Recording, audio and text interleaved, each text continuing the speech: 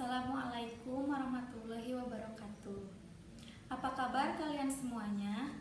Semoga baik-baik saja dan tetap dalam lindungan Allah Subhanahu wa Ta'ala. Amin. Dalam pembelajaran kali ini, saya akan memberikan pelajaran tentang kisah Nabi Ibrahim alaihissalam. Sebelumnya, ada yang tahu tentang kisah Nabi Ibrahim alaihissalam? Ya, langsung saja saya ceritakan ya. Nabi Ibrahim adalah nabi ke-6 yang wajib diketahui oleh umat muslim.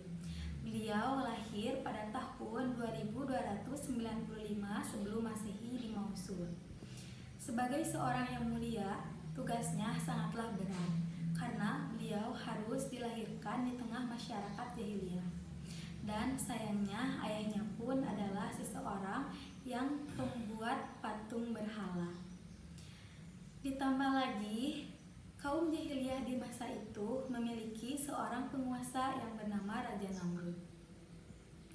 Singkat cerita tentang Nabi Ibrahim alaihissalam di masa kecilnya. Di masa kecil Nabi Ibrahim, beliau harus diasingkan ke dalam hutan. Hal tersebut dilakukan untuk penyelamatan karena Raja Namrud mengeluarkan peraturan untuk membunuh setiap anak laki-laki. Namun saat beliau di dalam hutan, Allah memberikan mukjizat kuasanya dengan memberikan Nabi Ibrahim tumbuh sebagai sosok yang tangguh dan perkasa. Dan pada akhirnya Nabi Ibrahim pun kembali ke tengah masyarakat yang semuanya menyembah patung-patung berhala.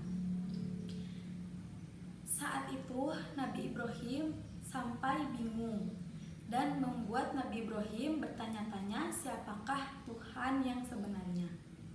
Namun dengan kemukjizatan yang Allah berikan dan termasuk Allah berikan turunnya ayat-ayat suci Al-Quran, beliau pun menjadi yakin bahwa Allah adalah Tuhannya. Kemudian pada suatu hari Raja Namrud dipermalukan oleh Nabi Ibrahim alaihissalam. Pada ceritanya, saat Raja Namrud sedang pergi, Nabi Ibrahim menghancurkan patung-patung berhala yang ada di wilayah Raja Namrud. Kecuali ia menyisakan satu patung yang sangat besar dan menyimpan kampak di atas patung itu. Namun sesampainya Raja Namrud pulang, ia tahu bahwa berhalanya rusak. Kemudian ia langsung menginterogasi Nabi Ibrahim dan menuduh ia yang merusaknya. Namun saat itu Nabi Ibrahim menolak perkataan yang dikatakan Raja Namrud kepada beliau yang atas tuduhannya.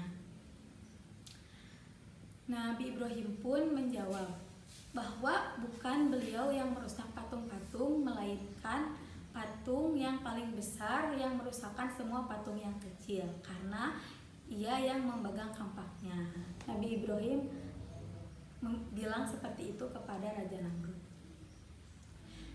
Raja Namrud pun membantah perkataan Nabi Ibrahim karena kata Raja Namrud, mana mungkin patung yang besar seperti itu dan patung yang tidak bisa apa-apa bisa merusakkan.